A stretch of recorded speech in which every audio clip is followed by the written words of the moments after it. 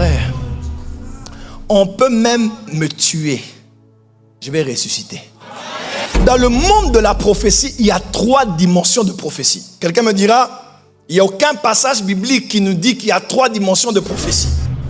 La première dimension de la prophétie, c'est la prophétie dans la dimension de Dieu. Alors écoutez-moi très bien. Chaque fois que Dieu parle, n'oubliez pas, la promesse n'a pas la garantie de l'accomplissement. Pour sécuriser la promesse, il faut que tu pousses Dieu à jurer. Quand Dieu jure, puisqu'il n'y a personne au-dessus de lui, il a élevé sa parole au-dessus de lui-même.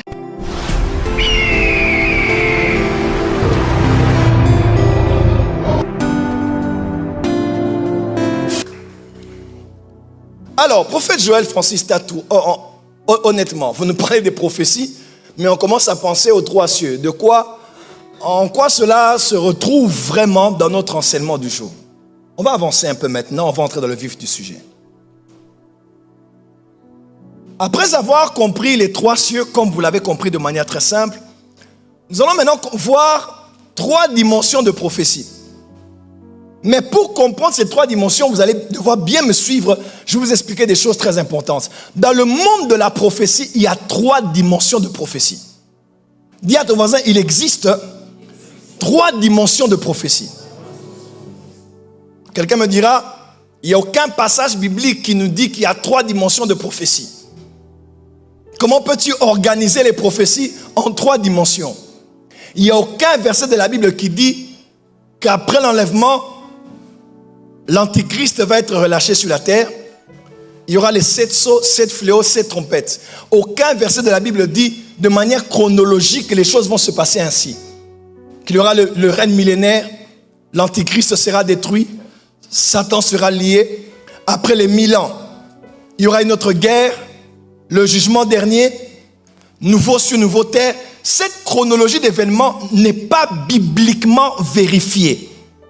Mais après des études, on a pu comprendre dans tous les textes qu'on a reçus, on a pu trouver alors une fil d'idées pour classifier cela de cette manière dans l'horloge chronologique, dans les événements chronologiques du temps de la fin. Ainsi, avec l'expérience dans le ministère prophétique, j'ai pu, par la grâce de Dieu, classer ces choses en 3 catégories. Suivez-moi très bien. La première dimension de prophétie, c'est ce qu'on appelle la prophétie à la dimension de Dieu. Dis avec moi la prophétie à la dimension de Dieu. La deuxième catégorie, c'est ce qu'on appelle la prophétie à la dimension des esprits. Dis avec moi la prophétie à la dimension des esprits. La troisième catégorie, c'est ce qu'on appelle la prophétie à la dimension des hommes. Dis avec moi la prophétie à la dimension des hommes. Dis avec moi, dis à ton voisin, la première dimension de la prophétie, c'est la prophétie dans la dimension de Dieu. Alors écoutez-moi très bien. Chaque fois que Dieu parle, n'oubliez pas, Dieu ne prophétise pas. Dieu parle et l'homme prophétise. Et le contenu de l'acte qu'on appelle prophétiser, c'est ce qu'on appelle la prophétie, qui révèle ou qui prédit un événement. Je n'entre pas, je reste dans les généralités. Donc Dieu parle. Quand Dieu parle, nous prophétisons. Et toi, tu as ce qu'on appelle une...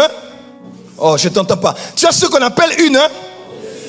Mais si tu ne comprends pas ce que je t'explique, tu vas tout mélanger et rater une lumière sur la science qu'on appelle la science de la prophétie. Premièrement, quand Dieu est sur son trône et que Dieu libère une parole, sa parole sort, son intermédiaire qu'on appelle prophète, prophétesse ou un saint, relaie la parole.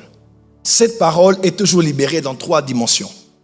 Soit c'est une prophétie dans sa dimension à lui, soit c'est dans la dimension des esprits, soit c'est dans la dimension des hommes.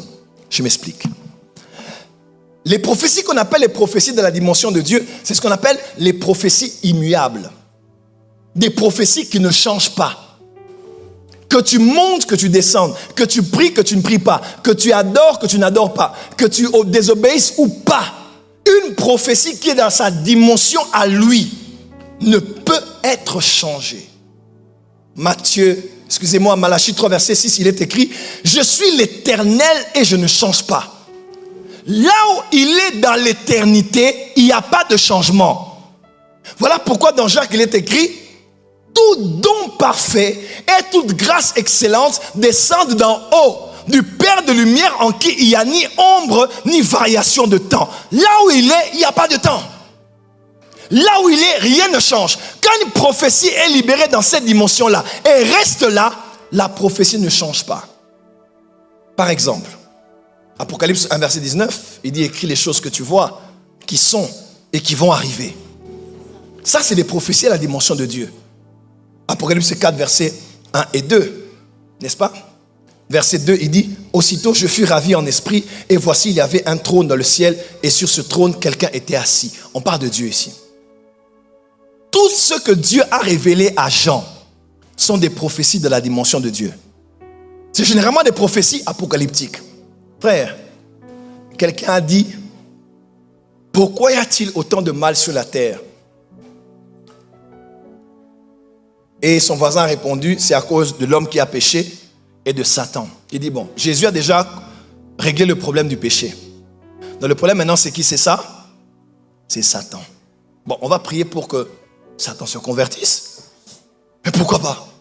Alors ils ont fait un jeûne et prière. Seigneur, papa, tu es un Dieu d'amour. Qui est semblable à toi? Rempli d'amour et de compassion. Tu n'abandonnes pas ta création. Touche Satan. Touche Jézabel. Touche le monde pandémium. Envoie ta grâce et ta compassion. Qu'ils se répandent. Et qu'ils reviennent à toi, ô Dieu. Même si tu pries ainsi, c'est immuable. Il sera lié 1000 ans. Il sera relâché. Il sera jugé. Il sera, lui, dans les temps de feu, selon Matthieu chapitre 25. On dit celui qui a été préparé pour lui et ses anges depuis la fondation du monde. Dis amen bien. Amen. Même si tu pries ou tu ne pries pas, l'enlèvement aura lieu. Que tu le veuilles ou pas, la nouvelle Jérusalem descendra du ciel. Des prophéties de la dimension du monde spirituel. Les prophéties, j'aime pas cette mélodie. Les prophéties de la dimension de Dieu sont garanties par Dieu. Comment? Les prophéties de la dimension de Dieu sont garanties par Dieu lui-même. Il ne change pas ce qui sort. Généralement, les prophéties de la dimension de Dieu, c'est soit son programme eschatologique. 2, c'est quand Dieu a promis et il a juré. Dans Hébreu, il est écrit, par ces deux choses, il est impossible que Dieu change. Ces choses immuables. 1, la promesse et le serment. Dieu a dit à Abraham, toi tu blagues avec moi? Toi tu blagues avec moi? Tu blagues avec moi? Dieu dit, toi, tu as osé m'obéir. Dieu dit, wallahi. Hein? Oh, Dieu était fâché. Dieu a dit, on raconte une histoire. Dans une église, il y a une sœur qui prophétisait, on n'aimait pas ses prophéties. Elle dévoilait toujours les programmes qu'il y avait à l'église. Quand le diacre volait l'argent, quand le pasteur buvait, quand la maman pasteur, elle disait tout. Alors, un week-end s'était mal passé, les gens s'étaient mal comportés. Et le dimanche venu, la sœur était en transe. Le pasteur a dit, allez la récupérer vite, faites-la sortir vite. Alors la sœur là se débat avec les protocoles. Elle commence à se battre avec les protocoles. Et Dieu est fâché. Dieu est fâché. Elle dit, bloquez Dieu, Dieu est fâché. Je vous parle, vous ne m'écoutez pas. Moi, Dieu, je vous parle. Et puis, elle a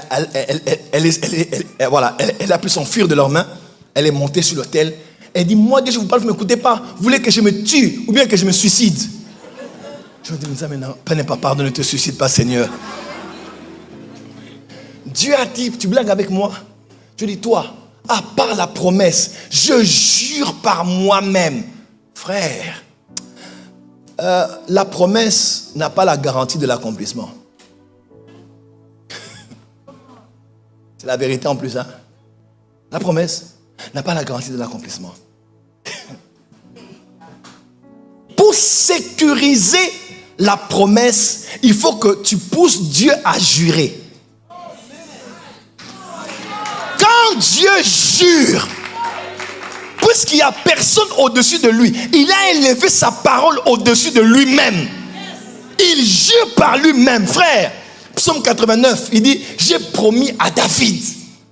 Il dit, ma main le soutiendra, mon bras le fortifiera, et l'ennemi ne le surprendra pas. À la fin, il dit, mentirai-je à David? Il dit, je ne violerai pas mon alliance et je ne changerai pas ce qui est sorti de mes lèvres. Quand Dieu a fait alliance, il ne change pas ce qu'il a dit. Je vous dis quelque chose sur moi que Dieu a juré. J'avais 18 ans. J'étais en retraite quelque part à Minzozone, à ma campagne, pour ceux qui connaissent Kinshasa. On était dans une retraite. Une sœur s'est élevée avec la solennité. Elle a dit, mon fils bien-aimé Francis, je te parle aujourd'hui.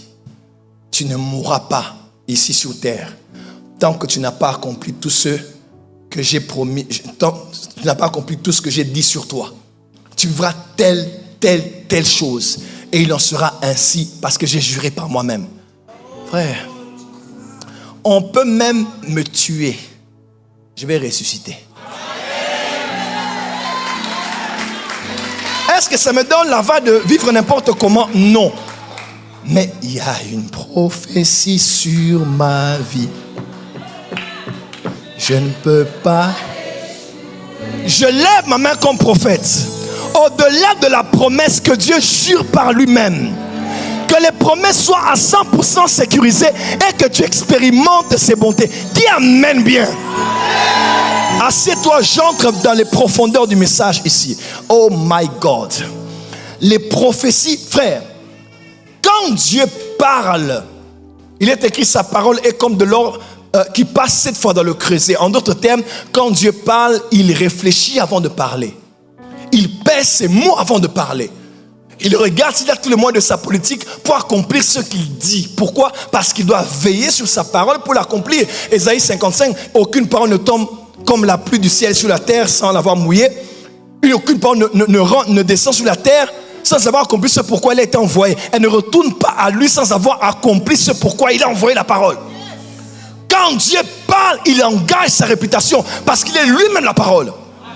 Quand Samsung doit sortir un produit ou Apple doit sortir un produit, on veille à tester ce produit dans toute forme de température. N'est-ce pas? Toute forme d'épreuve, on peut lâcher, faire tomber d'un immeuble ou d'ailleurs pour voir, parce que la réputation de l'entreprise se trouve dans la fiabilité et la durabilité du produit.